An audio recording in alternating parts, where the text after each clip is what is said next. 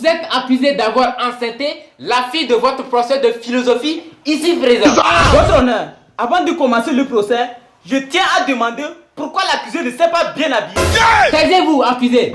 Pas de citation au tribunal. Nous pouvons vite clore ce procès si vous acceptez collaborer avec la justice. Reconnaissez-vous être l'auteur de la grossesse de la fille de votre professeur de colloque? Reconnaissez-vous être l'auteur de la grossesse de la fille de votre professeur de philo? Monsieur le juge, tout ce que je sais, c'est que je ne sais rien. Objection, votre honneur. Taisez-vous, professeur. Vous êtes plaignant et vous n'avez pas le droit de dire objection. Voulez-vous parler? Oui. Allez-y. Merci, votre honneur. Depuis là, si je ne parle pas, cela ne veut pas dire que je n'ai rien à dire. Vous savez, c'est Jean-Paul Sartre qui a dit: chaque parole a des retentissements, chaque silence aussi. Objection, votre honneur. Le professeur de philo confond le procès à un cours de philosophie. Nous ne sommes pas ici pour philosopher. D'ailleurs, je m'en moque. Écoutez, maître, se moquer de la philosophie, c'est vraiment philosopher. Écoutez, professeur, Caliclès a déjà mis en garde les vieux philosophes comme vous en disant ceci.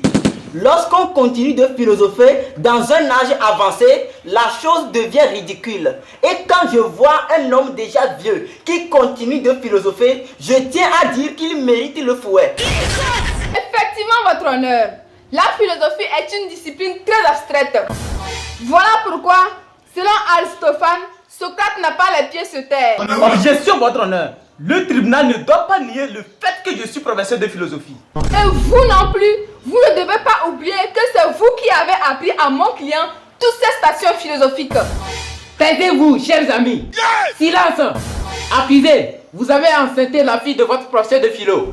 Et vous osez lui balancer des citations. Monsieur le juge, on ne naît pas femme, on le devient. Taisez-vous et répondez à ma question. Objection, votre honneur.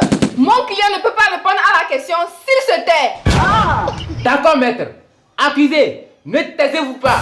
Répondez maintenant à la question. Monsieur le juge, l'homme est un loup pour l'homme. Assez. Répondez à la question, sinon vous serez cloué. Monsieur le juge, Socrate a dit qu'il vaut mieux subir l'injustice que de la commettre. Monsieur le juge, pouvez-vous imaginer que c'est dans ma propre maison que cet élève inconscient a engrossé ma fille? Écoutez, monsieur, vous m'avez dit dans le chapitre conscience et inconscient que le moi n'est pas maître dans sa propre maison. Méfiez-vous, vous êtes vraiment l'incarnation de l'inconscient. Écoutez, professeur. Là où s'arrête votre liberté, c'est là que commence celle des autres. Donc, ne dépassez pas vos limites. Taisez-vous, ça suffit. Silence. Je pense que vous êtes vraiment insupportable. Du coup, la cour déclare le marteau du juge coupable et n'a pas vite réclamé le silence. L'audience est levée.